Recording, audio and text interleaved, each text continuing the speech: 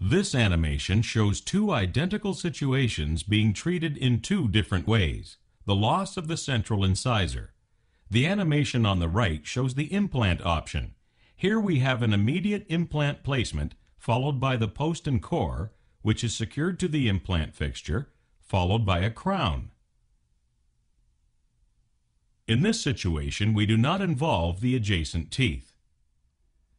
On the left, we have the bridge option. Here we must cut down the adjacent teeth.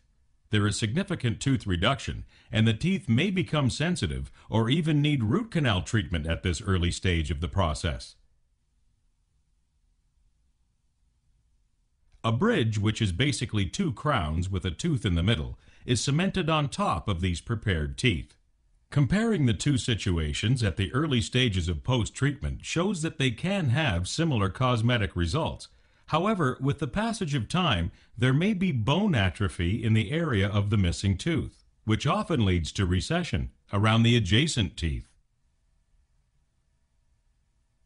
Depending on the margin integrity, cavities may start to form around and under the crowns. They're difficult to diagnose, and if left undetected, can grow to levels where the cavity reaches the pulp. This in turn may cause root canal problems as well as pathology at the tip of the root. With continued destruction of the tooth will have fractures, mobility, and often associated infections.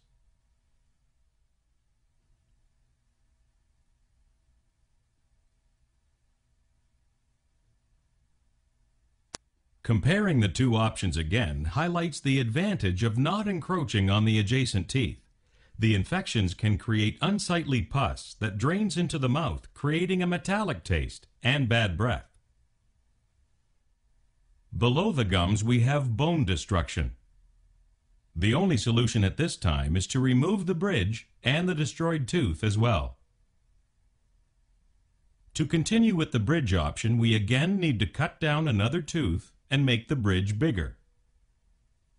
A 4-unit bridge can then be placed on the two prepared teeth. This bridge will not look as good as the original due to the bone loss. The process of atrophy will continue as before.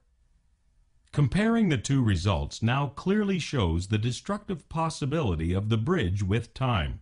Since the number of teeth to support has doubled, there is now even more of a chance to have the same consequences happen to the next tooth. The bridge will once again have to be removed and more teeth prepared to hold the now 6-unit bridge.